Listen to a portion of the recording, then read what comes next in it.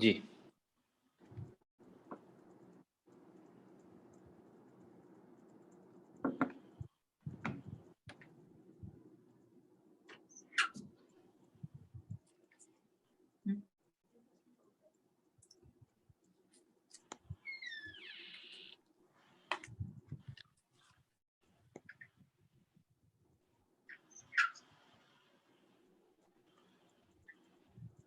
بسم اللہ. اعوذ باللہ من الشیطان الرجیم. بسم اللہ الرحمن الرحیم. الحمد للہ رب العالمین. الصلاۃ والسلام علی اشرف الانبیاء والمرسلین والآخرین وخاتم النبیین سیدنا ونبینا وطبیب انفسنا وشفیع ذنوبنا وحبیب قلوبنا مولانا ابی القاسم محمد صلوات اللہم صلی علی محمد وآل محمد وعجل فرجهم.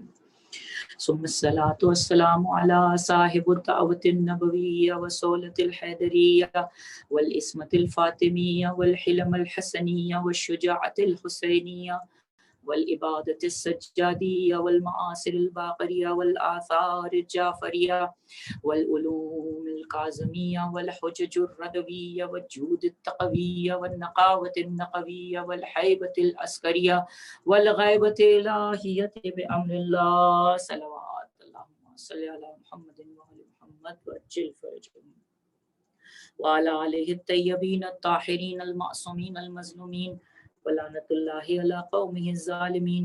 أما بعد فقد وقال الله تبارك وتعالى في كتابه المجيد والفرقان الحميد. بسم الله الرحمن الرحيم.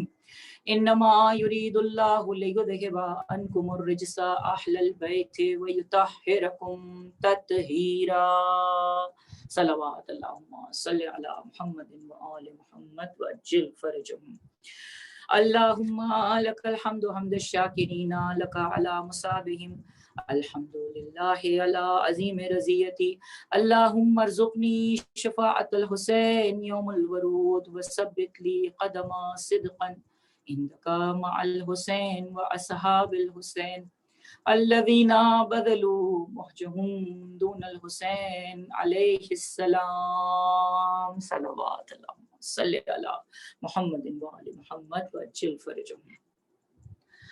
اعوذ باللہ من الشیطان الرجیم. بسم اللہ الرحمن الرحیم. انتہائی معزز، قابل احترام، واجب الاحترام مومنات محترم، السلام علیکم ورحمۃ اللہ وبرکاتہ. خدایا تیرے لیے حمد ہے، وہ حمد جو شکر گزار بندے مصائب میں کیا کرتے ہیں.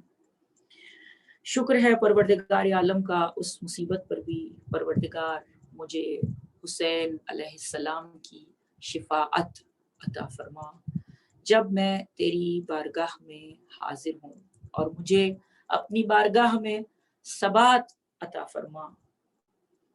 اور پروردگار امام حسین علیہ السلام اور ان کے اصحاب کے ساتھ جنہوں نے تیری بارگاہ میں اپنی جانوں کو قربان کر دیا. اس دعا کے ساتھ مومنات محترم، اس سلسلے کی صراط مستقیم کے عنوان سے جو مجالس مسلسل آپ مومنات کے گوش گزار کرنے کی سعادت حاصل کر رہی تھی، اس سلسلے کی آج یہ آخری مجلس ہے. بہت ہی ممنون اور بہت ہی مشکور ہوں آپ تمام مومنات کے تعاون کی، اور پروردگار سے یہ دعا کرتے ہیں رب العالمین ان تمام خواتین کو اور ان تمام مومنین اور مومنات کو جنہوں نے دامے درم سخنے ان مجالس میں حصہ لیا، بلکہ ان مجالس میں کیا، جہاں جہاں بھی فرش عزا بچھا اور جہاں جہاں بھی ان آوازوں کو پہنچایا گیا، جس نے بھی جس کام کو انجام دیا، وہ کہ اس سال انداز کچھ بدلا ہوا تھا. رب العالمین ان سب کی کوششوں کو، کاوشوں کو اپنی بارگاہ میں قبول فرمائے، اور اس کا اجر ہمیں اس صورت میں عطا فرمائے کہ انشاءاللہ ہم کل صراط سے آسانی کے ساتھ گزر جائیں. اور وہ لمحہ اور وہ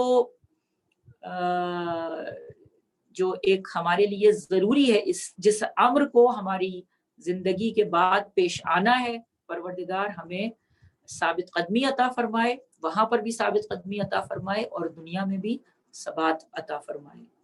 خصوصی طور پر میں شکریہ ادا کرنا چاہتی ہوں ہماری نادرہ آپا کا اور ان کے ساتھ وہ تمام خواتین جنہوں نے تعاون کیا، اور بہت ساری مومنات کے چہرے میری نگاہوں کے سامنے ہیں۔ پروردگار آپ سب کو اپنی حفظ و امان میں رکھے، اور رب العالمین پروردگار جلد سے جلد وہ وقت لائے کہ ہم اسی طرح سے ان مجالس کو انشاءاللہ انجام دے سکیں۔ اور خصوصی طور پر یہ دعا کرتے ہیں ہم اپنے بیٹے حسن کے لیے اور اس کی وائف ایلیا کے لیے۔ اس نے جس طرح سے ان مجلسوں کو آپ تک پہنچایا اور اس آواز کو آپ تک پہنچایا، اس نے کوشش کی، محنت کی، پروردگار رب العالمین اپنے حفظ و امان میں رکھے، طول عمر عطا فرمائے، اور رب العالمین انہیں سدا سلامتی عطا فرمائے، اور یہ اپنی اولاد کی انشاءاللہ خوشیاں دیکھیں۔ ان کے والدین کو پروردگار صحت و سلامتی عطا فرمائے، اور جتنے بھی ہماری جتنی بھی بہنیں ہیں، آپ سب کو، ہیوسٹن کی بھی جتنی ہماری خواتین ہیں، جتنی بہنیں ہیں، ان سب کو بھی، اور جہاں جہاں بھی جس نے بھی مجالس کو سنا، جہاں بھی مجلس کو سنا، رب العالمین ان سب کی توفیقات میں اضافہ فرمائے۔ اور ہمیں ایک عزم کے ساتھ یہ عہد کرنا ہوگا اپنے پروردگار سے کہ رب العالمین ہم یہ عہد کرتے ہیں کہ دنیا میں جو ہمارا عنوان تھا، اور ظاہر ہے کہ امام حسین علیہ السلام کی مجالس کے سلسلے میں جو عنوان منتخب کیے جاتے ہیں، ان سب میں کوئی نہ کوئی پیغام ہوتا ہے، ان سب میں کوئی نہ کوئی میسج ہوتا ہے۔ تو ہم انشاءاللہ، ہمارا کیونکہ عنوان صراط مستقیم تھا، لہٰذا اس کو ہم یہ نہیں کہیں گے کہ ہم کمپلیٹ کر لیں گے، کیونکہ ظاہر ہے کہ ہم طالب علم ہیں، اور کوئی بھی طالب علم یہ نہیں کہہ سکتا کہ اس نے درک کر لیا ہے۔ تو ظاہر ہے کہ ہم اس کو درک نہیں کر سکتے، ہم اسے کمپلیٹ نہیں کر سکتے، مگر بہرحال اس کی جو سمری ہے وہ آپ کی خدمت میں انشاءاللہ پیش کریں گے، اور یہ آپ سے التجا کریں گے کہ آپ ان تمام مرحومین کے لیے سورہ فاتحہ ضرور پڑھیے گا۔ ایک مرتبہ سورہ حمد اور 3 مرتبہ سورہ اخلاص کی تلاوت مجلس کے بعد انشاءاللہ آپ کر لیجئے گا، اور خصوصیت کے ساتھ اس میں میرے والد محترم سید ذوالفقار حسین حسنی اور ہماری جو خوش دامن صاحبہ تھیں کنیز فاطمہ عابدی اور سید جلال حیدر جعفری، ان کو بھی اپنی دعاؤں میں انشاءاللہ یاد رکھیے گا، اور اپنے اپنے تمام مرحومین کے لیے۔ ظاہر ہے کہ ہمارے جو بزرگ ہیں، ہمارے جو بڑے ہیں، جنہوں نے ہمیں یہاں تک پہنچایا ہے، اور وہی ہیں کہ جنہوں نے اس محبت کو ہمارے دل میں ڈالا، ہماری تربیت اس انداز سے کی کہ ہمارے دل کے اندر محبت علی کے چشمے پھوٹنے لگے، اور ہمارے لبوں پر امیر المومنین علی بن ابی طالب کا نام سن کر مسکراہٹ جو آتی ہے، یہ ہمارے والدین کا عطیہ ہے۔ پروردگار میری والدہ کو صحت تندرستی عطا فرمائے، اور انہیں طول حیات عطا فرمائے، اور ان کا سایہ تا دیر ہمارے سروں کے اوپر قائم و دائم رکھے۔ اور آپ سب بھی جن کے والدین حیات ہیں انہیں دعا دیجئے، اور جن کے والدین دنیا سے گزر گئے ہیں ان کے لیے آپ صلوات پڑھیے، اور ان کے لیے، ان کے درجات کی بلندی کے لیے سفارش کریں، امیر المومنین سے سفارش کریں، حضرت ابو الفضل العباس سے سفارش کریں، ائمہ اطہار سے، رسول خدا سے، کہ پروردگار عالم برزخ کی ان کی تمام مشکلات کو انشاءاللہ آسان فرمائے۔ درود بھیجیے گا ایک مرتبہ محمد و آل محمد پر، اللہم صلی علی محمد و آل محمد و اجل فرجہم۔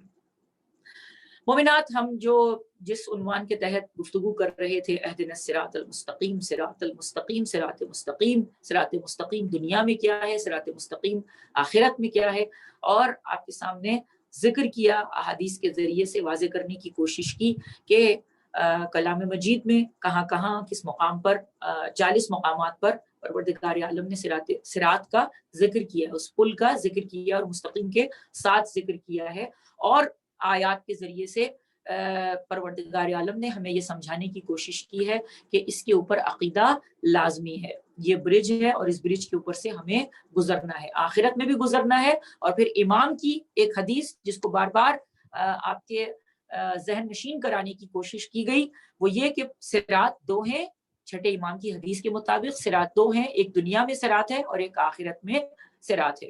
دنیا میں صراط کہ اپنے امام کا اس امام کا جس امام کی تم اطاعت کرو گے وہ تمہارے لیے صراط کا درجہ رکھتا ہے، اور وہی امام تمہیں وہاں پر پل صراط پر تمہیں آخرت میں پار کروائے گا۔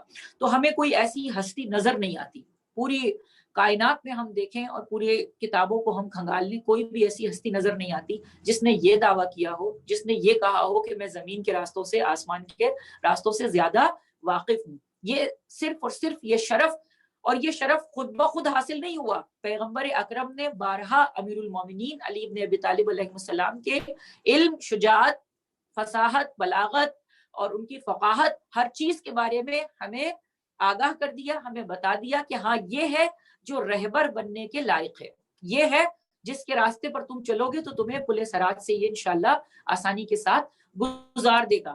مگر ایک غلط فہمی جو ہمارے ہاں پائی جاتی ہے کہ ہم کچھ بھی کر لیں، کوئی بھی کام انجام دے لیں، اور اس کے بعد ہم یہ سوچیں کہ کیونکہ ہم مولا علی کے ماننے والے ہیں، مولا علی کے چاہنے والے ہیں، تو انشاءاللہ مولا تو ہمیں ہمارے جو کچھ بھی بیان کیا گیا، روایتوں میں بیان کیا گیا کہ میزان پر جب کھڑے ہوں گے تو ہمارے جو اعمال جو وزنی ہوں گے وہ کون سے اعمال ہوں گے، تو بھئی ہمارے پاس تو ایسے اعمال ہیں نہیں، تو یقیناً مولا آئیں گے اور انہی کے اعمال سے ہمیں حصہ دیا جائے گا، اور اس کے بعد ہمارے اعمال وزنی ہوں گے، اور اس کے بعد پھر ہم انشاءاللہ شفاعت ہماری ہو جائے گی، وہ بالکل ہو جائے گی۔ وہ وہاں کا وعدہ ہے جو پل صراط ہے، جو قیامت میں قائم ہوگا۔ امیر المومنین نے خود ارشاد فرمایا ہے، بحار الانوار کی حدیث آپ کے سامنے بیان کر رہی ہوں، امیر المومنین ارشاد فرما رہے ہیں کہ ہوشیار ہو جاؤ، لوگوں کو ہوشیار کر رہے ہیں، امیر المومنین کا صراط کے بارے میں لوگوں کو ہوشیار کرنا۔ آپ فرما رہے ہیں کہ جان لو کہ پل صراط سے گزرنا بڑا سخت اور لرزہ بر اندام ہوگا، طرح طرح کی وحشت ہوگی اور گزرنے میں خطرات زیادہ ہوں گے۔ ایسا نہیں ہے کہ وہ 2 گز کا ایک پل ہے، یا وہ سان فرانسسکو کی طرح کا ایک پل ہے کہ جس پر ہم انجوائے کریں گے، یا میں نے ایک مثال دی تھی کیپیلانو برج کی کہ ہم اس پر انجوائے کریں گے اور وہ ایک فن ہوگا اور اس کے بعد ہم گزر جائیں گے۔ نہیں، ایسا نہیں ہے، طویل مسافت ہوگی، طویل مسافت ہوگی، اور ایسی مسافت ہوگی، بعض اوقات آپ دیکھیں نا کہ ہم کسی ایسے برج پر سے جا رہے ہیں کہ جس کے نیچے پانی ہی پانی ہے، اور بعض اوقات اگر ٹریفک اس کے اوپر زیادہ ہو جاتا ہے تو کبھی کبھی ایک دم سے خیال آنے لگتا ہے کہ کہیں ایسا نہ ہو کہ یہ پل بیٹھ جائے، اور جبکہ نیچے پانی ہے، بچنے کی کوئی امید نہیں ہے۔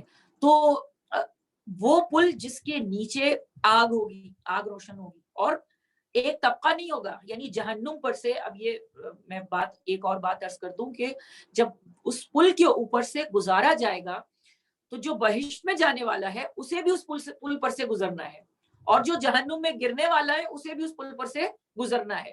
اب کوئی جو ہے وہ تھوڑی سی مسافت کو طے کرے گا اور اس کے بعد اس میں گر جائے گا، اور کوئی جو ہے وہ بہت زیادہ مسافت کو طے کر لے گا مگر اینڈ میں آ کر وہ اس پہ سے گر جائے گا۔ وہ کون لوگ ہوں گے وہ اس کی بحث کا اب ٹائم نہیں ہے، لیکن ہم آپ کے سامنے یہ عرض کریں کہ جو جنتی ہیں، سوال یہ آ سکتا ہے کہ جو جنتی ہیں انہیں کیوں گزارا جائے گا؟ بھائی جہنم کا تو سمجھ میں آتا ہے کہ انہیں جہنم پر سے گزارا جائے گا اور اس کے بعد وہ وحشت کے ساتھ اس میں دھکیل دیے جائیں گے، گر جائیں گے، یا تو خود گر جائیں گے یا داروغہ جہنم انہیں کھینچ لے گا، یا جہنم کے جو لپکتے ہوئے شعلے ہیں وہ انہیں اپنی طرف گرا لیں گے۔ لیکن وہ جو اہل بہشت ہیں انہیں بھی اس پر سے گزارا جائے گا، انہیں کیوں گزارا جائے گا؟ ان کو کیوں اس پل پر سے گزارنا ہے؟ تو دیکھیے دنیا میں ہر چیز کو ضد سے پہچانا جاتا ہے، اس لیے گزارا جائے گا، اس کا جواب معصوم نہیں دیا ہے۔ کہتے ہیں کہ اس لیے گزارا جائے گا اہل بہشت کو تاکہ ان کو اس بات کا احساس ہو، تاکہ وہ خوش ہوں، مومنین خوش ہوں کہ انہوں نے جو اچھے کام انجام دیے تھے، جس کی بنا پر جس مصیبت کا یہ لوگ شکار ہو گئے ہیں اس مصیبت کا وہ شکار نہیں ہوئے، اور وہ پل کو کراس کرتے ہوئے اپنے قدموں کو بڑھاتے ہوئے انشاءاللہ جنت کے دروازے تک پہنچ جائیں گے۔ اہل بہشت کو تو اس لیے گزارا جائے گا تاکہ وہ لطف حاصل کریں، لطف الہی کو دیکھیں، اور خدا نے جو ان کے اوپر کرم کیا ہے اس کا اندازہ لگائیں کہ پروردگار عالم نے اپنی رحمت سے ان لوگوں کو گناہوں سے بچا لیا۔ دیکھیے جب انسان دنیا میں گناہ کرتا ہے، میں نے ایک مجلس میں عرض کیا تھا کہ وہ گناہ ایک شکل اختیار کر لیتا ہے، وہ گناہ ایک صورت اختیار کر لیتا ہے۔ اب وہاں جو انسان گناہوں کو اپنے دیکھے گا تو وہ اپنے عمل کے مطابق دیکھے گا، جس نے جو عمل کیا ہے اس کے مطابق اس کی سزا ہوگی۔ ہم نے کہا نا کہ وہاں پر جو چیک پوسٹیں ہوں گی، وہاں پر جو اسٹیشن ہوں گے، اس میں عدالت الہی بھی ہوگی. تو جس نے جتنا جیسا گناہ کیا ہوگا وہ اپنے گناہ کے مطابق، یعنی اگر زیادہ گناہ ہے تو ظاہر ہے کہ عذاب بھی اتنا ہی زیادہ ہوگا. اگر کم گناہ ہے مگر بہرحال گناہ ہے تو اس کا عذاب اس سے کم ہوگا کہ جس کا گناہ اس سے زیادہ تھا. اور یہ طے کرنے والی ذات پروردگار عالم کی، اس لیے کہ نیت ہے. ایک ہے انسان چھوٹے سے گناہ کو انجام دیتا ہے اور وہ یہ سوچے کہ یہ تو سب انجام دے رہے ہیں، میں بھی انجام دے دوں تو کیا ہو جائے گا. تو کیا ہوگا کہ یہ چھوٹا گناہ اس کے لیے بڑے گناہ کی صورت اختیار کر لے گا. مگر ایک انسان ہے جو بڑا گناہ کرتا ہے مگر تائب ہو جاتا ہے، رب العالمین کے سامنے سرکشی نہیں کرتا. اللہ کو سرکشی نہیں پسند، پروردگار کو فرعونیت نہیں پسند، پروردگار کو طاغوت نہیں پسند، پروردگار کو تکبر نہیں پسند. اب جو یہ کہے نا کہ میں نے تو چھوٹا سا گناہ کیا ہے، کیا ہوا، لیکن تائب نہیں ہوتا، تو اس کا وہ چھوٹا گناہ جو ہے وہ بڑا ہو جائے گا. مگر ایک انسان جو ہے وہ بڑا گناہ کرتا ہے اور اس کے بعد تائب ہو جاتا ہے اور اللہ سے یہ درخواست کرتا ہے کہ پروردگار اب میں اس گناہ کو انجام نہیں دوں گا، یہ غلطی مجھ سے ہو گئی تو مجھے معاف فرما دے، اب میں اس گناہ کو انجام نہیں دوں گا. یہ غلطی بہت سارے لوگ کرتے ہیں، بہت سارے لوگ کرتے ہیں کہ چھوٹے سے گناہ کو، یا بہت سارے لوگ اس گناہ کو انجام دے رہے ہیں، اسے احساس ہی نہیں ہوتا کہ وہ یہ گناہ انجام دے رہا ہے. وہ بہت سارے لوگ کیونکہ انجام دے رہے ہیں اس لیے اس نے بھی اس گناہ کو انجام دے لیا اور اس کے بعد اس پر تائب نہیں ہوا، اور لوگوں نے بھی اسے کہا لوگ تو پتہ نہیں کیا کیا کر رہے ہیں، تو آپ نے تو یہ چھوٹی سی ایک بات کی، اللہ معاف کرنے والا ہے، معاف کر دے گا، مگر اس پر بھی آپ تائب نہیں ہو رہے. تو کیا ہے کہ ہمیں اللہ سے معافی مانگنی چاہیے. اللہ کو سرکشی پسند نہیں ہے. ایک انسان کے اندر جو ایک پیغمبر ہوتا ہے، انسان کے اندر ایک فرشتہ ہوتا ہے جو اسے، یہ جو فرشتے ہیں جو رقیب و عتید جو یہاں پر بیٹھے ہوئے ہیں، رقیب و عتید ہمیں آگاہ کرتے ہیں، اے انسان اللہ سے توبہ کر لے، اے انسان اللہ کی توبہ کا دروازہ کھلا ہوا ہے، قبل اس کے کہ میں تیرے اس گناہ کو تحریر کر لوں اللہ سے توبہ کر لے. مگر اگر انسان اس گناہ سے توبہ نہیں کرتا اور سرکش ہو جاتا ہے تو پھر شیطان اسے اور سرکش بنا دیتا ہے. ایک چیز ہے جو انسان کو اندر سے آگاہ کرتی ہے کہ یہ کام غلط ہے، مگر اس کے بعد کیا ہوتا ہے کہ شیطان یہ چاہتا ہے کہ اس کو اس بات کا احساس نہیں ہونے دے کہ اس نے یہ گناہ انجام دیا ہے. تو پھر کیا ہوتا ہے کہ اس کا دل سخت ہو جاتا ہے. پہلی اور دوسری مجلس میں آپ کے سامنے عرض کیا تھا کہ قساوت قلب جب آ جاتی ہے، جب قلب انسان کا سخت ہو جاتا ہے تو اس کے اوپر نصیحت اثر نہیں کرتی، پھر اس کے اوپر اچھی بات اثر نہیں کرتی، اور پھر وہ گناہ میں، جیسے نماز کے لیے بعض لوگ کہتے ہیں کہ ایک نماز چھوڑی تو دوسری چھوٹی، پھر تیسری چھوٹی، پھر ان کی عادت بن جاتی ہے کہ پھر وہ نماز نہیں پڑھتے. اللہ اکبر، اس خدا کا شکریہ ادا نہیں کرتے، اس خدا کی بارگاہ میں نہیں جاتے، اور پھر کہتے ہیں کہ ہمارا دل نماز میں نہیں لگتا. پھر ہم اللہ کی بارگاہ میں حاضر ہوتے ہوئے کسل مندی کا شکار ہو جاتے ہیں. اللہ نے سورہ توبہ میں کہا کہ جب آتے ہیں وہ نماز کی طرف تو کسل مندی کے ساتھ آتے ہیں، کسالہ کا لفظ استعمال کیا، سستی کے ساتھ آتے ہیں، ان کا دل نہیں چاہ رہا ہوتا. اللہ کو ایسی نماز نہیں چاہیے، اللہ کو ہماری ایسی عبادت نہیں چاہیے. اللہ رب العالمین بے نیاز ہے، اسے ہماری عبادتوں کی ضرورت نہیں ہے. اگر کبھی غلطی سے نماز قضا ہو جائے تو اس کے سامنے گڑ گڑا کر یہ توبہ کریں، اس سے استغفار کریں.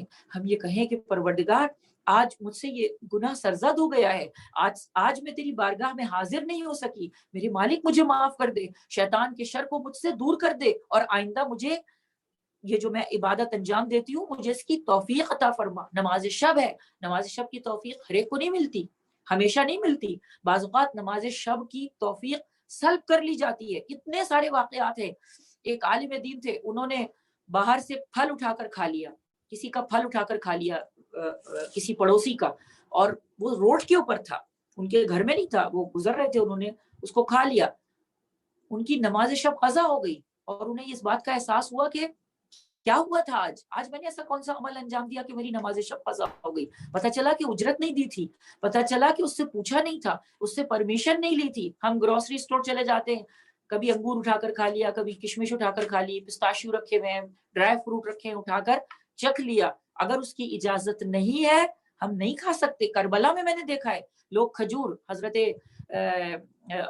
پسراڈ مسلم کے جو روضہ ہے وہاں پر کھجوریں بہت لوگ بیٹھے رہتے ہیں، وہاں پر لوگ جاتے ہیں، وہ کھجور اٹھا کر کھانا شروع کر دیتے ہیں تولنے سے پہلے. ابھی آپ کا سودا نہیں ہوا ہے، ابھی آپ نے قیمت نہیں دی ہے، جب تک آپ اس سے پرمیشن نہیں لیں آپ نہیں کھا سکتے. تو یہ بہت چھوٹی چھوٹی سی باتیں ہیں، یہ کیا ہے، ہمارے قلب کو سخت کر دیتی ہیں. یہ کیا ہے؟ ہمیں محروم کر دیتی ہیں، توفیق چھین لیتی ہے، توفیق چھن جاتی ہے. توفیق رب العالمین سے، اسی لیے میں نے دوسری تیسری مجلس میں آپ کے سامنے عرض کیا تھا، اللہ سے توفیق مانگے کہ پروردگار ہمیں توفیق عطا فرما. صبح کے وقت نماز فجر کے وقت اپنے گھر کے دروازے کو کھولیں، اور جو ملائکہ مقربین جو پروردگار کے رزق بانٹ رہے ہوتے ہیں، اللہ کے حکم سے اپنے گھر میں آنے کی دعوت دے، گھر کا دروازہ کھولیں. ایسا نہیں کریں کہ ہم سوتے رہتے ہیں. بہت سارے لوگ ایسے، چھٹیاں ہیں، کرونا ہے، کووڈ-19 ہے، تو اب کیونکہ جانا نہیں ہے اس لیے سو جاؤ، اور اتنا لمبا سو جاؤ کہ وہ جو رحمت کے فرشتے آئے وہ دروازہ بند دیکھ کر چلے جاتے ہیں. کوئی اٹھا ہوا نہیں ہے، کوئی بیدار نہیں ہے. ضروری نہیں ہے کہ آپ دروازہ کھولیں. میں تو ایک بات آپ سے کہہ رہی ہوں کہ یہ تو روحانیت کی باتیں ہیں، لیکن اگر دروازہ بند بھی ہے، آپ جاگ بھی رہے، مصلی پر ہیں، تو فرشتے دروازوں کے تو محتاج نہیں ہیں، وہ تو اندر آ سکتے ہیں. لیکن میں صرف اس لیے کہ بیداری ہے، ہم یہ بتا رہے ہیں کہ ہم بیدار ہیں. پروردگار ہماری آنکھیں کھلی ہوئی ہیں، ہم بیدار ہیں، ہم منتظر ہیں، تیری رحمت کے ہم منتظر ہیں. آپ کا ایکشن جو ہے وہ یہ بتا رہا ہے کہ آپ منتظر ہیں، آپ کسی کا انتظار کر رہے ہیں. ایک تو آپ امام زمانہ کا انتظار کر رہے ہیں، ایک تو آپ آنے والے وقت کو جو ان مصیبتوں کو ہم سے دور کرنے والے ہیں اس امام کے منتظر ہیں، دوسرے آپ ان فرشتوں کے روزانہ منتظر ہیں. اگر پروردگار آپ کی روزی روٹی نہیں لکھتا اور رزق اللہ تعالیٰ آپ سے لے لیتا ہے تو کسی صورت سے ہم وہ رزق حاصل نہیں کر سکتے. اللہ نے سب کے لیے رزق مہیا فرمایا ہے، تو ہم اس دروازے کو کھولیں، اپنے گھر کے دروازے کو کھولیں بیدار ہو کر، یا مصلی عبادت پر اللہ سے یہ کہیں کہ پروردگار مجھے توفیق عطا فرما، وہ توفیق عطا فرما جو مجھے تیرا قرب عطا فرمائے. پروردگار مجھے آج کے دن میرے قدموں کو لرزہ برندام نہ ہونے دینا. جیسے کہ ہم امیر المومنین ارشاد فرما رہے ہیں کہ لرزہ ہو جائے گا، ان لوگوں کے قدموں کے اندر لرزہ ہوگا پل صراط کے اوپر. اچھا، اب ایک اور سبب بھی بتا دوں کہ پل صراط پر سے جلدی گزرنے کے اور بہت سارے، میں نے 6 اسباب تو آپ کے سامنے نقل کر دیے تھے. ان میں سے ایک اور سبب ہے، جیسا کہ امیر المومنین علی بن ابی طالب علیہ السلام کی محبت کو آپ کے سامنے ذکر ہم کرتے چلے آ رہے ہیں مسلسل، کہ ان کی محبت سب سے پہلی جو چیک پوسٹ ہے وہ امیر المومنین کی محبت ہے، سب سے پہلی چیک پوسٹ. اچھا، اور جو چیک پوسٹیں آئیں گی، چھٹے امام جعفر صادق علیہ السلام، درود بھیجنے محمد وآل محمد پر، اللہم صلی علی محمد وآل محمد وعجل فرجہم. چھٹے امام ارشاد فرما رہے ہیں، بہار الانوار ہی کی حدیث ہے، امام یہ ارشاد فرما رہے ہیں کہ آگاہ ہو جاؤ قبل اس کے کہ تم سے حساب و کتاب لیا جائے، اپنا محاسبہ کر لو. بے شک قیامت میں 50 چیک پوسٹیں ہیں اور ان میں سے ہر ایک 1000 سال کے برابر ہے. یہ چھٹے امام ارشاد فرما رہے ہیں کہ آگاہ ہو جاؤ، 50 چیک پوسٹیں ہیں. تو 50 چیک پوسٹیں کتنی چیک پوسٹیں ہیں؟ کتنی؟ یعنی وقف، توقف. وہاں پر امام نے ارشاد فرمایا کہ وقف کیا جائے گا، تمہیں روکا جائے گا، وقف ہوگا وہاں پر، کہ جہاں پر تم نے جو اعمال دنیا میں انجام دیے ہیں ان کے متعلق تم سے پوچھا جائے گا. تو یہ جو بڑی بڑی چیک پوسٹ ہیں، اس کے بعد وہ جو چھوٹی چھوٹی تفتیش آئے گی اس سے گزرنا ہوگا. تو ان میں ظاہر ہے کہ آپ کے سامنے ذکر کیا کہ اس میں حسد ہے، کینہ ہے، رشتہ داروں کے حقوق ہیں، ماں باپ کے حقوق ہیں، عزیزوں کے حقوق ہیں، حسن خلق ہے، اور اس کے بعد جو ہے وہ امانت داری ہے، لوگوں کا حساب کتاب ہے، لوگوں کا لین دین ہے، دنیا میں ہم نے کس طرح سے زندگی گزاری ہے، گھر والوں کے ساتھ سلوک ہے، رشتہ داروں کے ساتھ سلوک ہے، دوستوں کے ساتھ سلوک ہے. تو بہت سارے ایسے، یعنی کسی کا مال کھایا ہے، رشوت لی ہے، سود ہے، بہت ساری چیزیں ہیں، وہ ساری جو ہیں وہ وہاں پر اسٹیشن بنے ہوئے ہیں. اور پھر امام ارشاد فرما رہے ہیں کہ 1000 سال مسافت جو ہے وہ 1000 سال کے برابر بھی ہو سکتی ہے. کوئی بہت جلدی سے گزر جائے گا. لوگوں نے سوال کیا تھا کہ مسافت کتنی ہوگی، پل صراط کی مسافت کتنی ہوگی؟ تو ابھی جیسا کہ ہم نے عرض کیا کہ وہ 2.5 گز کا پل نہیں ہوگا، وہ 1 میل کا پل نہیں ہوگا، وہ 2 مائل کا پل نہیں ہوگا، وہ پل انسان کے اعمال کے مطابق ہوگا. تو مسافت 1000 سال بھی ہو سکتی ہے. گویا کہ ہمیں انتظار کرنا پڑے گا، وہاں پر انتظار کرنا پڑے گا. اگر کسی کا مال ہمارے ذمے ہے، اگر کسی کی امانت ہمارے ذمے ہے اور ہم نے وہ امانت اس تک نہیں پہنچائے، امانت کو بالکل ویسے ہی جس طرح سے اس نے ہمیں دی ہے اسی طرح سے اس تک پہنچانا ہے. مال ہے، کسی کا مال ہے، اگر وہ ہے تو وہ اس تک ہمیں پہنچانا ہے. اس کے بغیر ہم جتنے سجدے کر لیں، جتنی عبادتیں کر لیں، وہ ممکن نہیں ہے کہ ہم اس چیک پوسٹ سے آسانی کے ساتھ گزر جائیں. تو یہ تو تھا کہ محاسبہ. اور ایک اور چیز جو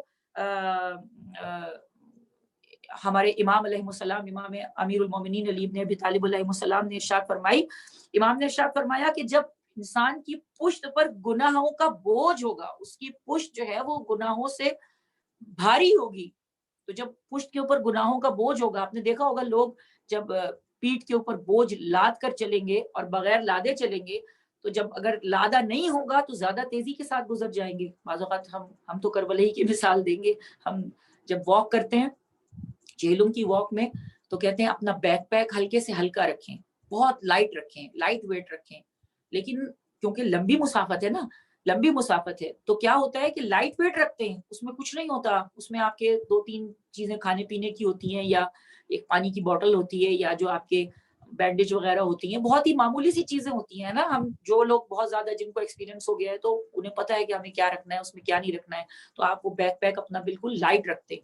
لیکن میں نے تو یہ اندازہ لگایا ہے کہ لائٹ ویٹ بھی جب آپ 1 دن کا 2 دن کا سفر کر لیتے ہیں یا 1.5 دن کا سفر کر لیتی، پشت سے رگڑ کھاتا ہے، ٹچ ہوتا ہے، بار بار ٹچ ہوتا ہے، تو کیا ہوتا ہے کہ آپ کی پشت جو ہے وہ زخمی بھی ہو جاتی ہے اور تکلیف بھی دینے لگتی ہے.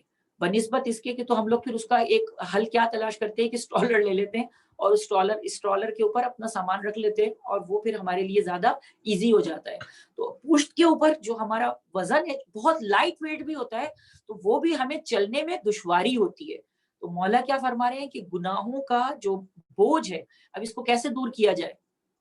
جب ہم رکوع کرتے ہیں، تو رکوع کو پورا ادا کریں، رکوع کو پورا ادا کریں، اور اس وقت یہ تصور کریں کہ پروردگار میری پشت پر گناہوں کا بوجھ ہے. رب العالمین کرامن کاتبین سے یہ کہہ دے کہ میرے اس بوجھ کو، میرے جو گناہ ہیں جو اس نے لکھے ہوئے ہیں، روز قیامت ہٹا دے. رکوع کے وقت دعا کریں. دوسرے ایک اور حل بتایا معصومین نے، فرمایا کہ جب تم مسح کرو، پیروں کا پورا مسح کرو.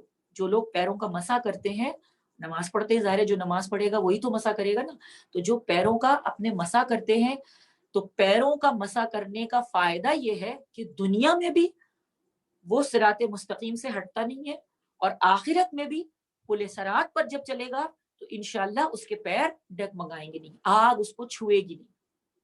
اور یہ جو سر کا مسح کرتے ہیں، سر کا جو مسح کرتے ہیں، سر کا مسح بھی ایک لائٹ ہوگی، ایک نور ہوگا جو ہمارے سر سے نکلے گا. جہاں ہم مسح کرتے ہیں یہاں سے لائٹ نکلے گی، لائٹ پھیل جائے گی، اور وہ لائٹ جو ہے وہ ہمیں چلنے میں مدد دے گی. گویا کہ جو اندھیرا ہوگا یا جو بھی ہمیں راستہ جو نظر نہیں آ رہا ہوگا، راستے کا تعین کیسے کریں گے، تو یہ جو لائٹ ہوگی اس کے ذریعے سے سورہ نور میں پروردگار عالم نے ارشاد بھی فرمایا کہ وہ نور کے اپنے وہ جو اپنے نور کے ساتھ سفر کریں گے، تو وہ لوگ جہنم کے جو لوگ ہوں گے وہ کہیں گے تھوڑا سا نور ہمیں بھی دے دو، لیکن ایسا ممکن نہیں ہے. وہ نور صرف انہی کے لیے ہوگا جنہوں نے نیک عمل کو انجام دیا ہوگا. ایسا نہیں ہے کہ لائٹ پھیلی ہوئی ہے تو کمرے کے اندر جو یہ لائٹ ہے یہ دوسرے لوگوں کو بھی فائدہ پہنچا رہی ہے، نہیں. وہاں پر جو نور ہوگا، انسان کے اپنے اندر کا جو نور ہوگا، جو اس نے اعمال دنیا میں انجام دیے ہوں گے، بس اس نور سے وہی اپنے فاصلے کو طے کر سکے گا، وہی اپنے راستے کو طے کر سکے گا. تو اسی لیے کہا کہ اپنا اپنا حساب سب کو دینا ہے. مجھے اپنی خبر میں جانا ہے، آپ کو اپنی خبر میں جانا ہے. تو انشاءاللہ خدا سے دعا کرتے ہیں پروردگار ہمیں توفیق عطا فرمائے کہ ہم دنیا میں صراط کو سمجھ سکیں اور صراط مستقیم کو جان سکیں، اور جو کچھ بھی بیان کیا گیا اس میں خدا نخواستہ آپ کو ڈرانا مطلوب نہیں تھا، مگر یہ تھا کہ یہ راستہ ہے. اور ایک حدیث بھی امام رضا علیہ السلام کی آپ کے سامنے پیش کی تھی کہ امام نے فرمایا کہ اس پر عقیدہ لازمی ہے. مامون نے جب کہا تھا کہ آپ لکھ کر دیجئے تو امام نے اس حدیث کو لکھ کر دیا تھا، وہ آپ کے سامنے میں بیان کر چکی ہوں. تو امام نے جب یہ بتا دیا کہ یہ یقینی ہے، یہ فاصلے اور یہ امور ہمیں طے کرنے ہیں، ان سب چیزوں کے اوپر ہمارا عقیدہ لازمی ہونا چاہیے، اس سے کسی بھی طرح سے فرار ممکن نہیں ہے. دنیا میں ہم صراط مستقیم کو تھام کر رکھیں، اور آخرت میں انشاءاللہ امیر المومنین نے وعدہ فرمایا ہے کہ وہ اس مقام پر ہماری مدد فرمائیں گے. کل آپ کے سامنے عرض کیا تھا کہ دنیا میں صراط مستقیم آپ کا امام ہے. اب جس کو امام مانتا ہے، اور کل آپ کے سامنے مثال بھی پیش کی تھی کہ کوئی آپ کو لے جا کر کہیں کھڑا کر دے، حج پر لے جائے، اور اس کے بعد اسے آگے سے کچھ پتہ ہی نہ ہو، اس کا کوئی ایجنٹ ہی نہ ہو، وہ کسی کو جانتا ہی نہ ہو، تو آپ اس کو گالیاں دیں گے، آپ اسے برا بھلا کہیں گے، آپ اس کو برے الفاظ میں یاد کریں گے، اور آپ یہ کہیں گے کہ بھئی اس کو آئندہ جو ہے وہ اس کو قافلہ سالار منتخب نہیں کیا جائے، مگر وہاں ایسا ممکن نہیں ہے کہ آئندہ کچھ ہونے والا ہو، تو جو بھی سوچنا ہے وہ یہی کرنا ہے۔ تو رہبر ایسے انسان کو چنا جائے، اگر کسی سے یہ کہا جائے کہ آپ کو صرف ایک ہی حج کرنا ہے، بس آپ ایک ہی حج کر سکتے ہیں، اس کے بعد آپ کو حج کی اجازت نہیں ملے گی، ویسے بھی حج بڑا مشکل ہو گیا ہے، اس سال ہوا بھی نہیں، دعا فرمائیے پروردگار جو لوگ ابھی تک حج سے محروم ہیں رب العالمین ان سب کو توفیق عطا فرمائے کہ جلد سے جلد اس فریضے کی ادائیگی کر سکیں۔ تو جو لوگ جس کو اگر یہ کہا جائے کہ آپ کو صرف ایک ہی دفعہ حج کرنا ہے تو وہ تو بہت ہی زیادہ کیئرفل ہو جائے گا نا، تو یہ سفر بھی جو ہے وہ ہمیں ایک ہی دفعہ کرنا ہے، پہلی اور آخری دفعہ ہی کرنا ہے، ایسا نہیں ہے کہ واپس پلٹا دیا جائے گا۔ وہاں بہت ساری احادیث کے ذریعے سے واضح ہے کہ چیخے گا انسان، روئے گا جب مرتا ہے، جب انسان کہتا ہے کہ پروردگار مجھے واپس پلٹا دے۔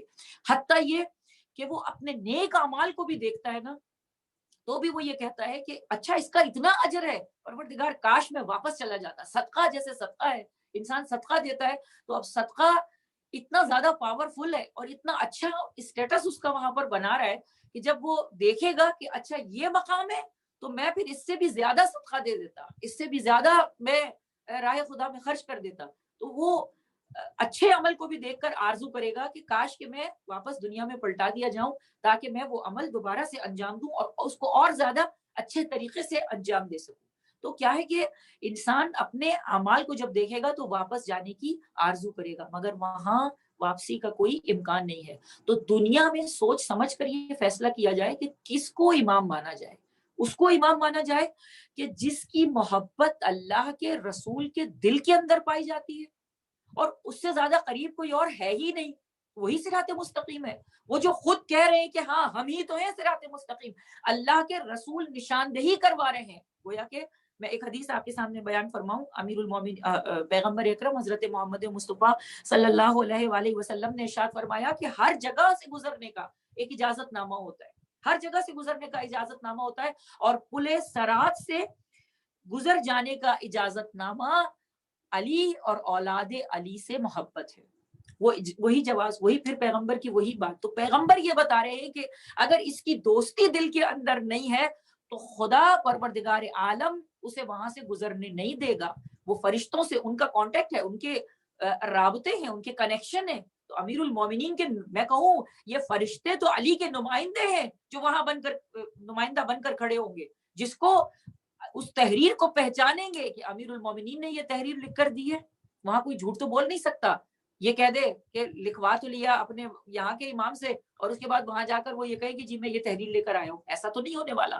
تو وہ تو پہچاننے والے ہیں، وہ تو دیکھنے والے ہیں، تو وہ نمائندے جو وہاں بیٹھے ہوئے ہیں جب تک وہ مہر نہیں دیکھیں گے امیر المومنین کی آپ کو آگے نہیں بڑھنے دیں گے۔ کون علی؟ تو تھوڑا سا میں یہ بیان کر دوں کہ دیکھیے ہم امیر المومنین کو ایسے ہی نہیں امیر المومنین مان رہے، ایسے ہی نہیں، وہ وصف جو پروردگار عالم انسان میں دیکھنا چاہتا ہے وہ امیر المومنین کے اندر موجود ہیں۔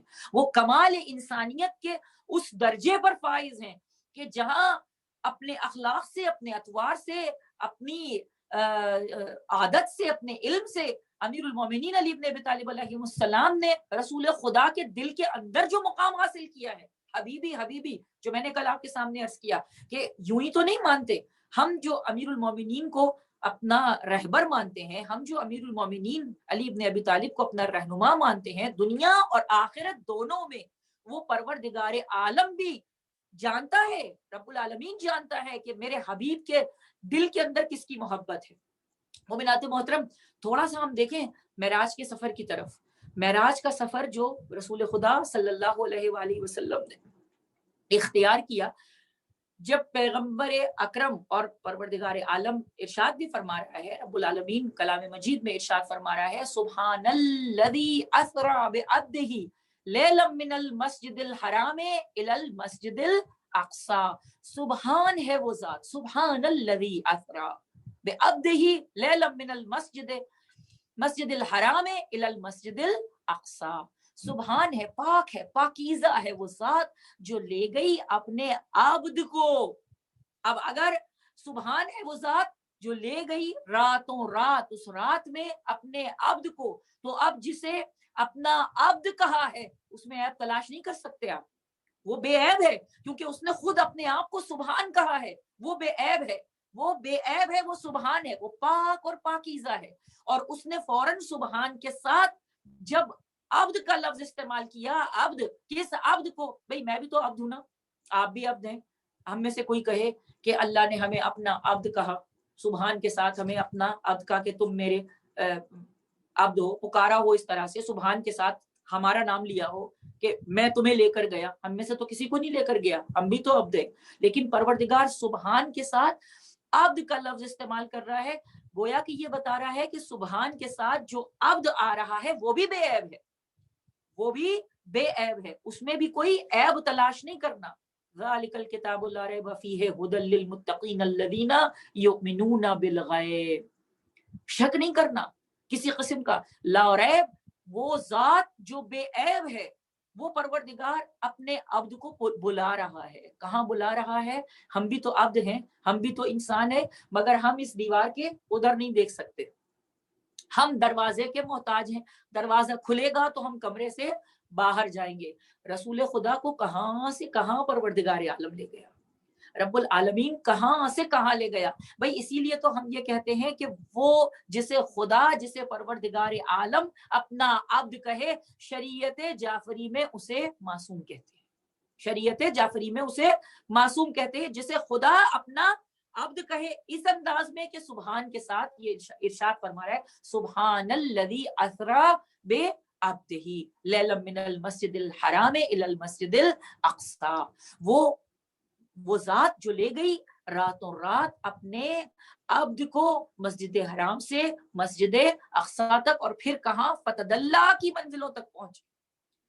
فتدلی کی منزلوں تک پہنچے پیغمبر اکرم، اس مقام تک پہنچے کہ جہاں کیا نقشہ ہے جناب رسول خدا کی. معراج مجھے نہیں پڑھنی ہے، مگر صرف اتنا عرض کر دوں کہ جا رہے ہیں جبرائیل جناب محمد مصطفیٰ کے ہمراہ ہیں. اچھا یہاں، اچھا یہاں، اچھا یہاں، اچھا یہاں، یہاں تک کہ ساتویں آسمان ہفتم تک پہنچ گئے، ساتویں آسمان تک پہنچ گئے.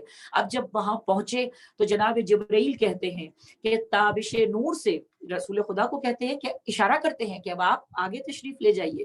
تو جناب رسول خدا سوال کرتے ہیں کیا تم نہیں آؤ گے؟ جبرائیل کہتے ہیں کہ یا رسول اللہ، اب تابش نور سے میرے قدم جل جائیں گے. تابش نور ایسی ہے کہ اب میرے قدم جل جائیں گے. اب یہاں سے سفر آپ کو تنہا کرنا ہے. تنہا اس لیے کرنا ہے کہ آگے بحر نور ہے، نور کا سمندر ہے. اس بحر نور کے اس پار آپ کو جانا ہے جہاں جبرائیل بھی نہیں جا سکتے. وہاں کون جا رہا ہے؟ خدا کا وہ عبد جا رہا ہے، خدا کا وہ بندہ جا رہا ہے جسے رب العالمین نے اپنا عبد کہا ہے. پاک اور پاکیزہ ہے وہ ذات جو اپنے عبد کو لے کر جا رہی ہے. کہاں لے کر جا رہی ہے؟ بحر نور کے اس پار. کسی کو نہیں معلوم اس پار کیا ہے. اچھا ہم بہت زیادہ تفصیل میں نہیں جاتے. جب رسول خدا اس مقام تک پہنچے، وہ مقام کہ جہاں نور ہی نور تھا اور کچھ تھا نہیں، گھبرائے نہیں رسول خدا، گھبرائے نہیں. بس جناب رسول خدا سے اللہ نے گفتگو کرنی ہے، پروردگار عالم نے گفتگو کرنی ہے. اب جب اس مقام تک پہنچے کہ جو مقام رک جانے کا تھا، اور کہتے ہیں کہ بس چند کمان کا فاصلہ رہ گیا تھا، اور محمد عربی وہاں موجود تھے، اور خدا کا جلوہ تھا، اور پھر نہ جانے کیا تھا کہ ایک آواز پیغمبر اکرم محمد مصطفیٰ کے کانوں میں آتی ہے، اور اس کے بعد ایک گفتگو ہوتی ہے. رسول خدا سوال کرتے ہیں. جب گفتگو ہو جاتی ہے، رسول خدا سوال کرتے ہیں، پیغمبر اکرم سوال کرتے ہیں. اللہ کا رسول اللہ سے سوال کرتا ہے کہ اے میرے معبود، اے میرے پروردگار، کیا ہے تو کیا ہے؟ تو پروردگار عالم ارشاد فرماتا ہے کہ وہ وصف ہے، اس کی ذات وہ وصف ہے جو کسی مادے میں سما نہیں سکتی ہے نا. اس کی ذات کسی مادے میں سما نہیں سکتی، اس کا وجود اشیاء کی طرح نہیں ہے، وہ سما نہیں سکتا. تو پھر پروردگار کس لہجے میں، کس کے لہجے میں بات کی سب کو معلوم ہے. وہ لہجہ کس کا لہجہ تھا؟ تو پیغمبر اکرم نے ظاہر ہے کہ گھبرائے نہیں، کیونکہ لہجہ جانا پہچانا تھا. وہاں پر بھی، اس مقام پر بھی جہاں جبرائیل کے پر جل جائیں اور جبرائیل یہ کہیں کہ یا رسول اللہ تابش نور سے میرے قدم جل جائیں گے، اب اس کے آگے آپ کو جانا ہے. تو پیغمبر نے سوال کیا کہ پروردگار یہ لہجہ، یہ آواز، بس میں اشارتاً بات کروں گی۔ مومنات محترم، پروردگار عالم نے ارشاد فرمایا اے میرے حبیب، کیا لہجہ ہوگا رب العالمین کا، اے میرے حبیب، اے محمد مصطفیٰ، حبیبی سلام کر رہا ہے، پروردگار سلام کر رہا ہے کہ میرے حبیب، میں نے تجھے اپنے نور سے خلق کیا ہے اور تمہارے نور سے علی کے نور کو خلق کیا ہے۔ اور اس کے بعد آپ کو معلوم ہے کہ لہجہ جو امیر المومنین کا تھا، وہاں جو گفتگو کی ہے امیر المومنین کے لہجے میں گفتگو کی ہے، اس پر سب کا اتفاق ہے کہ وہ آواز جانی پہچانی تھی۔ اگر ہاتھ دیکھا تھا تو وہ ہاتھ کون سا تھا؟ وہ ہاتھ ید اللہ ہی تھا، وہ ہاتھ امیر المومنین کا ہاتھ تھا۔ اس انگوٹھی سے پہچانا امیر المومنین کے ہاتھ کو اللہ کے رسول نے۔ تو اللہ کے رسول سے سوال کیا کہ کیوں ایسا کیوں ہوا، علی کے لہجے میں کیوں؟ آپ سنیں گی جواب۔ یہ ایک بہت بڑا راز ہے، یہ ایک بہت بڑا راز ہے کہ کیوں اللہ نے جناب موسیٰ علیہ السلام سے کے اوپر وحی کی، پہاڑ کے ذریعے کلام کیا، درخت کے ذریعے کلام کیا، آگ کے ذریعے اللہ نے کلام کیا ہے۔ یعنی پتھر کے ذریعے سے اللہ کلام کرے تو مسلمان اس کو مان لیتا ہے، اور اگر علی کے لہجے میں گفتگو کرے تو مسلمان اس کو ماننے کے لیے آمادہ نہیں ہے، اس لیے کہ اس نے مقام محمد کو نہیں پہچانا، اس لیے کہ اس نے اللہ کے رسول کو نہیں پہچانا۔ جب اللہ کے رسول کو نہیں پہچانا، صراط مستقیم کیسے سمجھ میں آئے گی، کیسے پتہ چلے گا؟ اللہ کا رسول یہ بتانے ہی کے لیے تو آ رہا ہے کہ دیکھو یہ صراط مستقیم ہے کہ جسے میں وہاں سے لے کر یہاں تک دے کر آیا ہوں، یہی ہے جو زمین سے آسمانوں کی طرف تمہیں لے کر جائے گا، یہی ہے جو تمہیں جہنم سے نجات دلائے گا، یہی ہے جو آتش جہنم سے تمہیں چھڑائے گا، یہی ہے جو تمہیں بہشت تک پہنچانے والا ہے۔ تو مومنات محترم، اس راز سے میں پردہ اٹھانے کی کوشش کر رہی ہوں کہ جب پیغمبر نے یہ سوال کیا کہ کیوں علی کے لہجے میں کیوں، تو آپ کو معلوم ہے کہ اللہ نے کیا جواب دیا؟ اللہ نے یہ جواب دیا کہ میں نے تمہیں اپنے نور سے خلق کیا اور علی تمہارے نور سے علی کو خلق کیا ہے۔ اے محمد، میں تیرے دل کے اسرار سے واقف ہوں، میں تمہارے دل کے رازوں سے واقف ہوں، تمہارے دل کے اندر جو کچھ ہے میں جانتا ہوں، اور تمہارے دل کے اسرار میں نے یہ دیکھا کہ اس دل کے اندر جو محبت ہے وہ علی ابن ابی طالب علیہ السلام کی ہے، وہ محبت علی ابن ابی طالب علیہ السلام کی ہے، اور میں نے تمہارے دل کے اندر کسی کو دوست نہ پایا، اس لیے علی کے لہجے میں گفتگو کی تاکہ تمہارا دل قرار پائے اور تمہارا دل انس پائے، تمہارے دل کو سکون ہو۔ سبحان اللہ، نعرہ حیدری یا علی، نعرہ حیدری یا علی، نعرہ حیدری یا علی۔ یہ ہے آپ کو اور میرا وہ صراط مستقیم جو اپنے آپ کو صراط مستقیم کہہ رہا ہے، جو محمد کے دل میں رہتا ہے، جو حبیب خدا کے دل کے اندر رہتا ہے، اسے ہم نے اپنا رہبر مانا ہے۔ اور جب پیغمبر محمد مصطفیٰ تشریف لائے، لوگ پوچھ رہے تھے، جب بتایا کہ معراج ہوئی، اچھا مسلمان کو تو فخر کرنا چاہیے تھا، مسلمان کو فخر کرنا چاہیے تھا، یہ مسلمان ایسا مسلمان ہے کہ اسے اس بات کا بھی احساس نہیں ہوا۔ اس نے کہا کہ ہم جب یہ پتا چلا نا کہ محبت علی کی تھی اور لہجے میں گفتگو علی کی ہوئی ہے، اور جب وہ پیغمبر نے جب یہ کہہ دیا، اللہ کے رسول نے جب یہ کہہ دیا کہ علی کی صدا تھی جہاں جہاں پہنچا، علی کی صدا تھی جہاں جہاں پہنچا، علی نظر آیا جدھر جدھر دیکھا، علی نظر آیا جدھر جدھر دیکھا۔ تو مومنات محترم، جب امیر المومنین کے یہاں بھی، اچھا معراج پر ہو سکتا ہے کوئی اور بات کی ہو، کسی اور کو دیکھا ہو، نہیں، یہاں بھی امیر المومنین سے متعلق ہی گفتگو ہے، تو مسلمان نے یہ چاہا کہ ہم معراج کو ہی مشکوک کر دیں گے، ہم یہ کہہ دیں گے کہ جسمانی معراج ہوئی نہیں، یہ مسلمان ہے۔ دوسرے لوگ فخر کرتے ہیں، ہمارے نبی کو وحی ہوئی، ہمارے نبی کو وحی ہوئی، ہمارے نبی کو، یوسف کے ماننے والے کہہ رہے ہیں ہمارے نبی کو اللہ نے کنویں سے نکال لیا، داؤد کے ماننے والے کہہ رہے ہیں ہمارے نبی پر اللہ نے یہ معجزہ نازل فرما دیا۔ یہ مسلمان ہے کہ چند کمان کا فاصلہ رہ گیا، محمد مصطفیٰ صلی اللہ علیہ وآلہ وسلم اللہ سے گفتگو کر کے آ گئے، بحر نور کے اس پار چلے گئے، اور مسلمان یہ کہہ رہا ہے کہ ان کو جسمانی معراج نہیں ہوئی، ان کو روحانی چلے روحانی معراج مان لیں، مگر محمد کے دل کے اندر، حبیب خدا کے دل کے اندر محبت کس کی تھی؟ علی ابن ابی طالب کی تھی۔ اللہ کا رسول اپنے ولی سے اس قدر محبت کرتا ہے، اس قدر محبت کرتا ہے. سمجھنے سے قاصر ہے انسان، سمجھنے سے قاصر ہے. اسی لیے تو کہا کہ نہیں پہچانا کسی نے اللہ کو مگر محمد نے اور علی نے. نہیں پہچانا کسی نے محمد کو مگر اللہ نے اور علی نے. اور نہیں پہچانا کسی نے علی کو مگر اللہ نے اور محمد نے. تو علی سمجھنے کی کوشش بہت ہی کرتے ہو، یہی بہت ہے کہ سلمان پڑھ لیا جائے. حضرت سلمان کو دیکھ لیں، اگر حضرت سلمان کے فضائل سمجھ میں آ جائے تو علی سمجھا جا سکتا ہے، مگر دنیا کی سمجھ میں نہیں آئے گا. نہ فضائل سلمان سمجھ میں آئیں گے، نہ فضائل امیر المومنین سمجھ میں آئیں گے. ہمیں دنیا سے بحث نہیں ہے، بس ہم تو اپنی بات کریں گے کہ ہاں الحمدللہ الحمدللہ ہم علی والے ہیں، ہم علی کے چاہنے والے ہیں، ہم علی سے محبت کرنے والے ہیں. مومنات محترم، بہت ہی خوبصورت ایک شعر کسی اور نے کہا کہ ادھر حجاب محمد ادھر حجاب خدا، ادھر حجاب محمد ادھر حجاب خدا، انہی لطیف حجابوں کے درمیان ہے علی. علی کیا ہے؟ علی صراط مستقیم ہے. بس مومنات محترم، یہاں پر ہم اپنے عنوان کو روک دیتے ہیں، پاز کر دیتے ہیں، اس لیے کہ ظاہر ہے کہ یہ سلسلہ ختم ہونے والا نہیں ہے، مگر انشاءاللہ خدا نے توفیق عطا فرمائی تو ہمیں اللہ تعالیٰ وہ توفیق عطا فرمائے کہ صراط مستقیم کو سمجھ سکیں، اپنے عقیدوں کو راسخ کریں. اس وقت ظاہر ہے کہ جو حالات ہیں ان حالات کے پیش نظر ہم اس وقت 40 پر نہیں جا سکتے. اس وقت ہم نے جو لوگ 10 محرم کو عاشور جا کر وہاں پر کرتے تھے وہ نہیں جا سکے. اور کتنی تعداد میں لوگ جمع ہوتے تھے، 40 پر کتنی تعداد میں لوگ جمع ہوتے تھے. تو مومنات محترم، امام حسین علیہ السلام کو ہماری ارواح کی ضرورت ہے، ہماری روح پکارے، ہم اپنے آپ کو وہاں پہنچائیں، اپنے دل کو وہاں پہنچائیں. کتنے دل ہیں جو اب عبداللہ کے ساتھ ہیں، جو نہیں بھی جاتے ان کے بھی دل انہی کے ساتھ ہوتے ہیں. تو اس سال کیونکہ ہم جا نہیں پا رہے ہیں، لہٰذا کوشش کریں کہ امام حسین علیہ السلام تک اپنے دلوں کو پیش کریں، اپنے دلوں کا نذرانہ پیش کریں.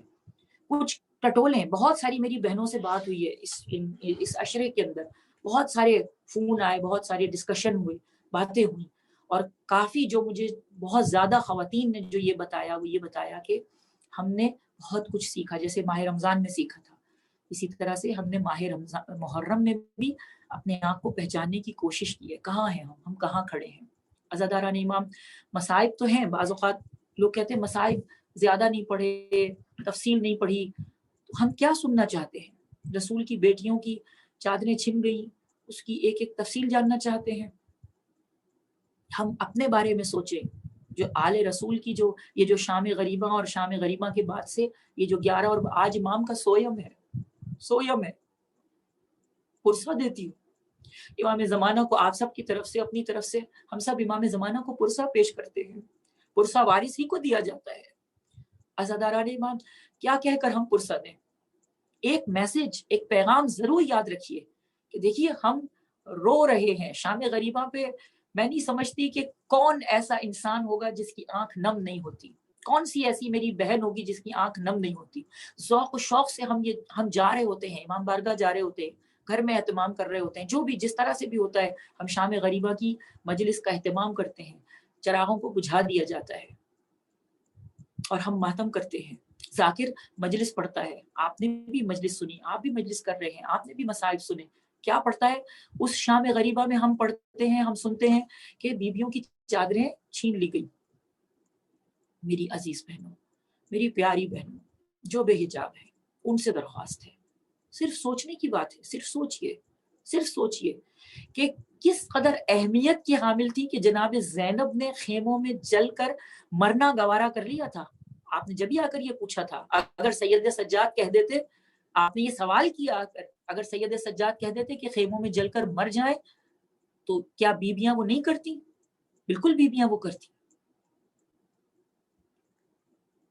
جناب زینب عقیلہ بنی ہاشم ہے، عقیلہ بنی ہاشم ہے. آپ کو معلوم ہے، مسئلے کے بارے میں آپ اچھی طرح سے جانتی ہیں، مگر آپ نے امام وقت سے جا کر سوال کیا.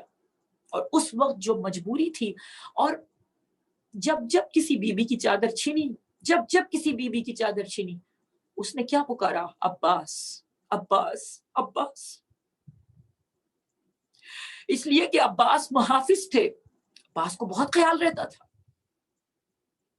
علی اکبر کی ماں نے علی بیٹوں کو پکارے گی نا ماں، جب ایک غیر نامحرم ایک کسی کے گھر میں گھس آئے اور اس کی ماں بہنوں کے ساتھ آ کر ان کی چادروں کو چھینے اور ان کے زیور اور ان کے اسباب کو لوٹے، تو وہ اپنے مردوں کو ہی آواز دے گی نا۔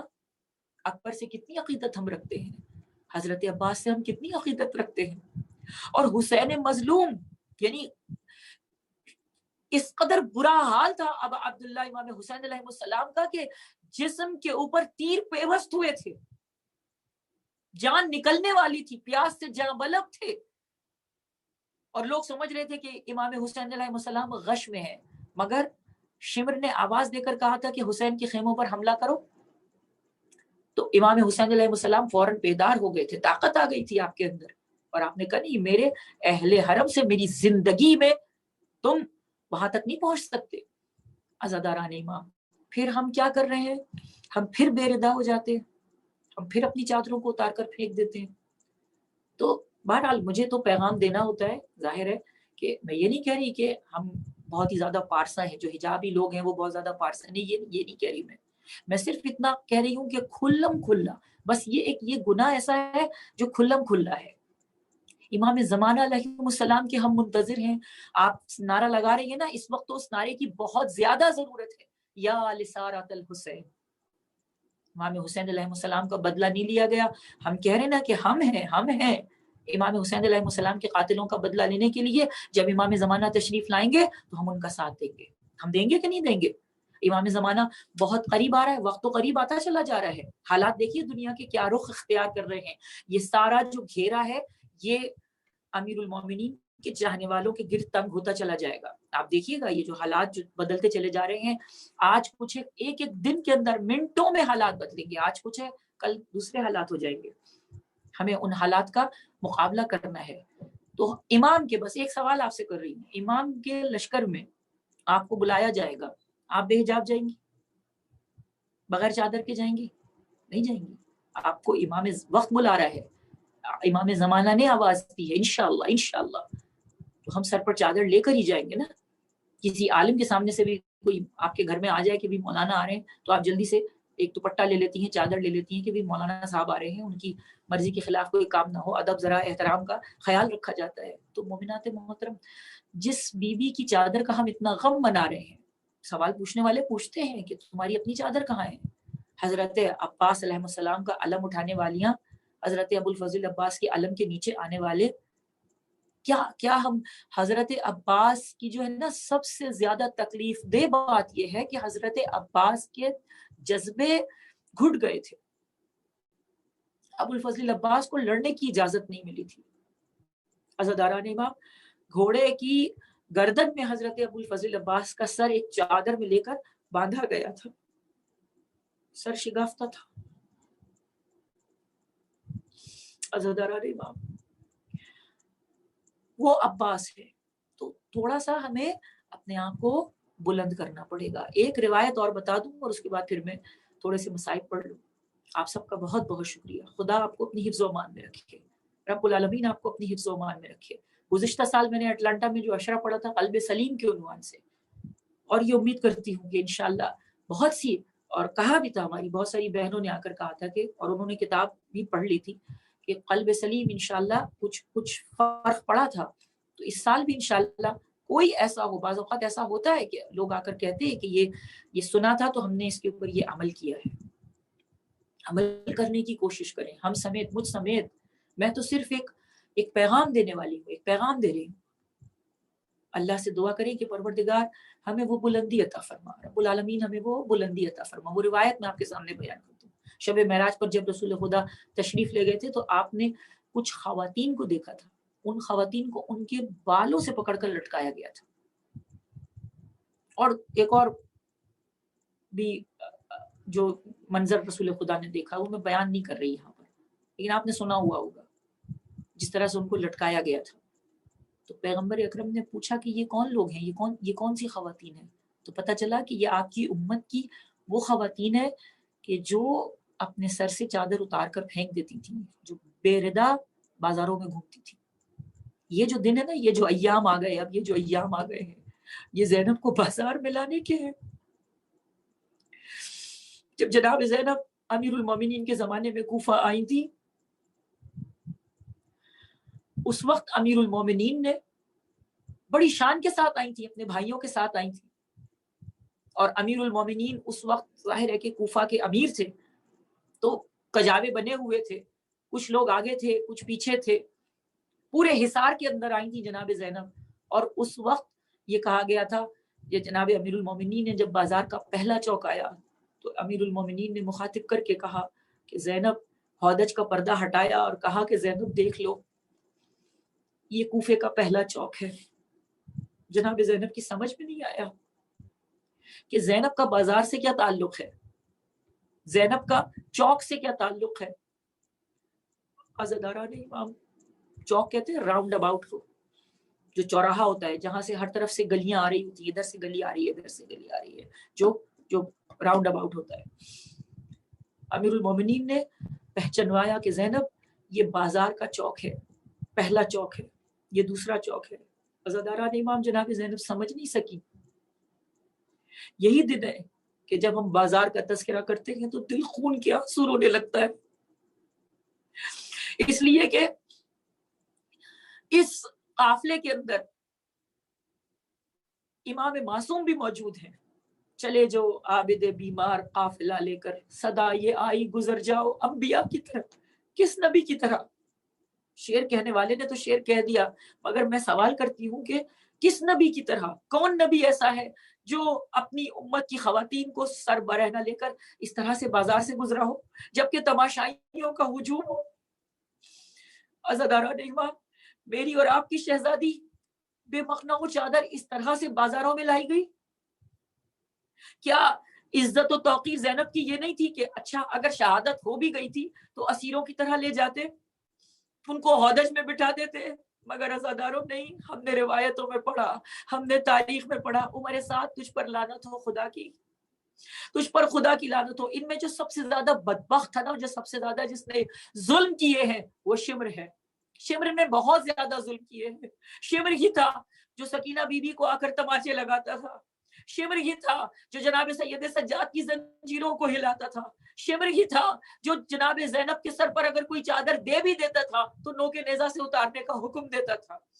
عزاداران اکرام، شمر ہی تو تھا جس نے بڑی بے دردی کے ساتھ، اس لیے کہ اب وہ شقی ہو گیا تھا، اس لیے کہ اس نے صراط مستقیم کو کھو دیا تھا، اس نے تو صراط مستقیم کا گلا اپنے ہاتھوں سے کاٹ دیا تھا. شمری تو تھا جس نے 12 ضربیں صراط مستقیم پر چلا دی تھی.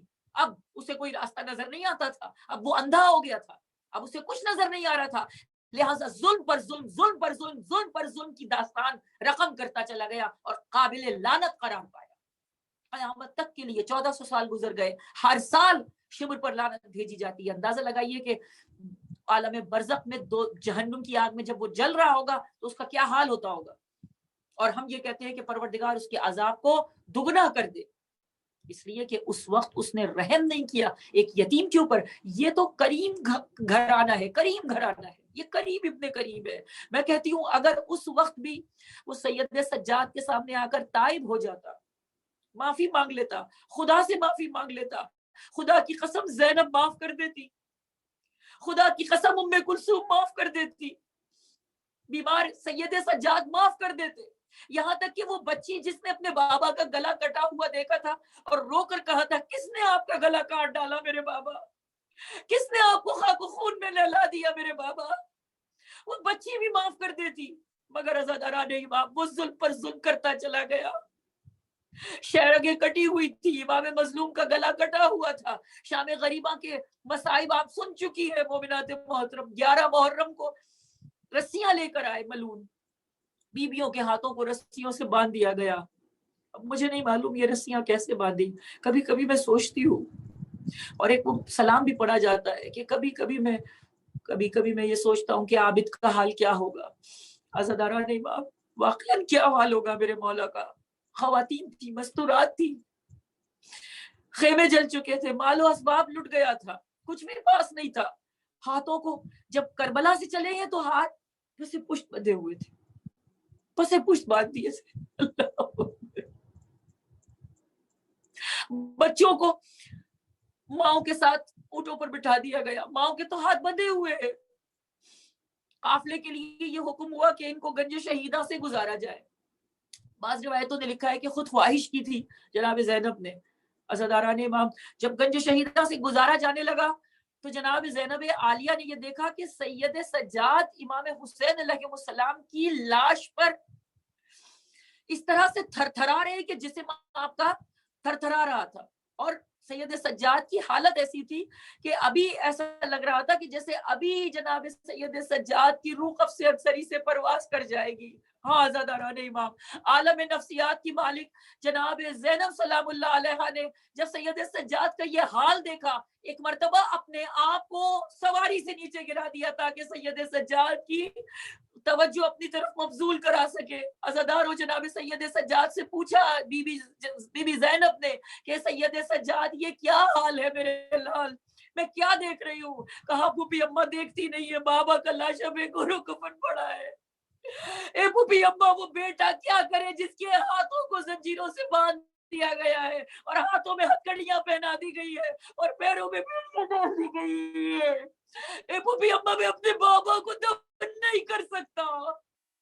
مسلمانوں کی ہاں یہ حکم ہے کہ جب کوئی مر جائے واجب کفائی ہے کہ کوئی بھی اسے دفن کر دے, مگر عزاداران امام یہ لعین سے اپنے کشتوں کو انہوں نے دفن کر دیا. عمر سعد نے یہ حکم دیا کہ عبید اللہ ابن زیاد نے حکم دیا ہے کہ تم اپنے کشتوں کو دفن نہیں کر سکتے. اللہ اکبر. لاش امام مظلوم زمین کربلا پر بے گھر و کفن پڑی تھی. باپ بھائیوں بیٹوں کے لاشیں پڑے ہوئے تھے اور سید سجاد انہیں دفن نہیں کر سکتے تھے. عزادارو میرے مولا نے کہا پھوپھی اماں دیکھتی نہیں ہے, بابا کا لاشا بے گھر و کفن پڑا ہوا ہے, اے بابا کا سر نو کے نیزہ پر بلند ہے. اے پھوپھی اماں میں مر نہ جاؤں. جناب سید سجاد سے جناب زینب فرماتی ہے اے میرے لال گھبراؤ نہیں, اے میرے لال گھبراؤ نہیں. میرے بھائی نے مجھے بتا دیا تھا یہ زمین کربلا وہ ہے جہاں میرے بھائی کا روزہ تعمیر ہوگا, حسین کا روزہ بنے گا, یہاں گنبد تعمیر ہوگا, یہاں زوار آئیں گے, یہاں میرے بھائی کے عزادار آئیں گے, یہاں پر رونقیں ہوں گی, یہاں بازار سجیں گے, یہ شہر بنایا جائے گا, یہ بیابان شہر میں تبدیل ہو جائے گا. میرے لال گھبراؤ نہیں, میرے لال گھبراؤ نہیں, میرے بھائی کا روزہ تعمیر ہوگا. ہاں عزاداران امام ہو گیا حسین کا روزہ تعمیر, زوار جا رہے ہیں. اے میری شہزادی آپ پر ہمارا سلام ہو. کبھی آپ نے سید سجاد کو سنبھالا, کبھی حسین کے یتیموں کو سنبھالا, کبھی ان بچوں کو سنبھالا. عزاداران امام بس آخری مصائب ہے, قافلہ روانہ ہو گیا. جب قافلہ روانہ ہوا ابھی میں نے کہا بیویوں کے ہاتھوں کو پسے گردن باندھ دیا گیا تھا, بیویوں کو بے کجاوا اونٹوں پر بٹھا دیا گیا تھا. یہ بیویاں کون تھیں؟ خاندان بنی ہاشم کی خواتین تھی. عزاداران امام یہ اونٹوں کی برہنہ پشت پر بیٹھنے کی عادی نہیں تھی. یہ جب سفر کرتی تھی تو حضرت ابو الفضل العباس ان کے لیے اہتمام کرتے تھے.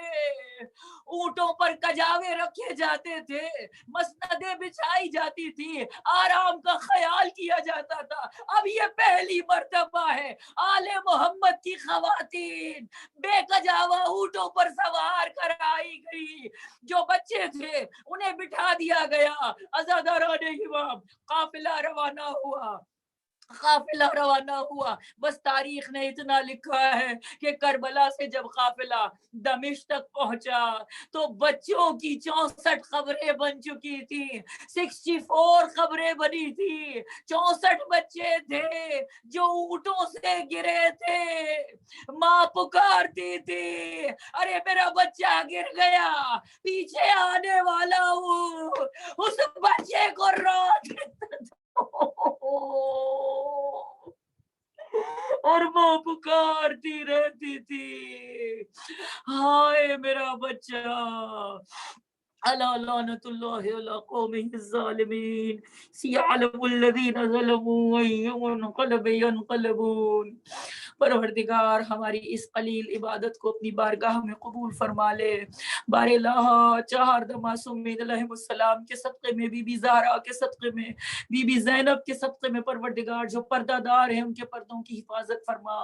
بار الہ جو اسیر ہے رب العالمین اسیران کربلا کے صدقے میں ان کی زنجیروں کو توڑ دے میرے معبود، ان کی ہتکڑیوں کو کھول دے۔ بیمار کربلا کے صدقے میں پروردگار سید سجاد کی ہتکڑیوں کا واسطہ، وہ جو مومنین و مومنات جو قید میں ہیں پروردگار میرے معبود انہیں جلد سے جلد رہائی نصیب ہو۔ خصوصیت کے ساتھ ہماری ایک بہن نے درخواست کی، انہوں نے نام نہیں بتایا ہے، مگر وہ جو بھی ہیں رب العالمین قید میں ہیں پروردگار میرے معبود جلد سے جلد انہیں رہائی نصیب ہو، اور ہمارے دو برادر مزمل اور عاصم کو رب العالمین جلد سے جلد بیمار کربلا کے صدقے میں انہیں قید سے رہائی نصیب ہو۔ بار الہ پروردگار ہماری توفیقات میں اضافہ فرما یا رب العالمین، جو بیمار ہیں ان سب کو شفائے کاملہ و عاجلہ عطا فرما۔ خصوصیت کے ساتھ سکینہ بنت کامل، آئمہ بطول، یاسمین جیوانی اور اسد کاردار، حسین حیدر حسین، اور جتنے بھی نظیم نقوی اور جتنی بھی بیمار ہیں، آپ سب اپنے اپنے بیماروں کے نام لے لیں۔ بیمار کربلا کے صدقے میں، جناب سید سجاد کے صدقے میں پروردگار ان سب کو شفائے کاملہ و عاجلہ عطا فرما۔ بار الہ پروردگار یہ زیارت ہماری زندگی کی آخری زیارت نہ ہو۔ بار الہ پروردگار زندگی دے تو محمد اور آل محمد کی محبت میں، اور موت دے تو محمد اور آل محمد کی محبت میں۔ پروردگار میرے معبود تاجیل فرما، امام وقت کے ظہور میں تاجیل فرما۔ طاغوت نے ہر طرف سے گھیرا ہے، بار الہ پروردگار ہمیں توفیق عطا فرما کہ ہم واقعاً مختار جیسا جگر اپنے اندر پیدا کر سکے۔ بار الہ ہمیں توفیق عطا فرما، ہمارے جوانوں کو ہمت و حوصلہ و استقامت عطا فرما۔ علی اکبر کا حوصلہ عطا فرما، جناب قاسم کا حوصلہ عطا فرما۔ علی اکبر کہتے ہیں کہ موت ہم پر آ پڑے یا ہم موت پر جا پڑے کوئی فرق نہیں پڑتا، ہمارے جوانوں کو وہ جگر عطا فرما، ہمارے بھائیوں کو وہ جگر عطا فرما یا رب العالمین۔ دشمن جب بھی ہم پر حملہ کرنے کی کوشش کرے رب العالمین، ہمیں فتح اور کامرانی سے ہمکنار کرنا، اور دنیا میں جہاں جہاں بھی ظلم ہو رہا ہے پروردگار میرے معبود بار الہ امام حسین علیہ السلام کے صدقے میں ان سب کو ظلم سے نجات عطا فرما۔ بار الہ توفیق دے ہم سب کو نیک اور صالح عمل کرنے کی۔ جتنے مرحومین ہیں، جتنے بھی آپ سب کے جتنے مرحومین ہیں، ہمارے جتنے مرحومین ہیں پروردگار عالم برزخ میں ان پر اپنا فضل و کرم نازل فرمائے، اور جوار جناب فاطمہ زہرا اور جوار امیر المومنین میں جگہ عنایت فرمائے۔ پل صراط کی منزلوں کو اللہ میری اور آپ کی آسان فرمائے، قبر کے مرحلے کو پروردگار آسانی کے ساتھ حل فرمائے، سوال منکر نکیر کے وقت رب العالمین امیر المومنین کی زیارت نصیب ہو۔ بار الہ ہم نے جو کچھ پڑھا، جو کچھ سنا، جو کچھ بیان کیا، بار الہ پروردگار ہمیں اس پر عمل کرنے کی توفیق عطا فرما۔ ربنا تقبل منا انک انت السمیع العلیم۔ تاجیل فرما امام زمانہ علیہ السلام کے ظہور میں۔ والسلام علیکم ورحمۃ اللہ وبرکاتہ۔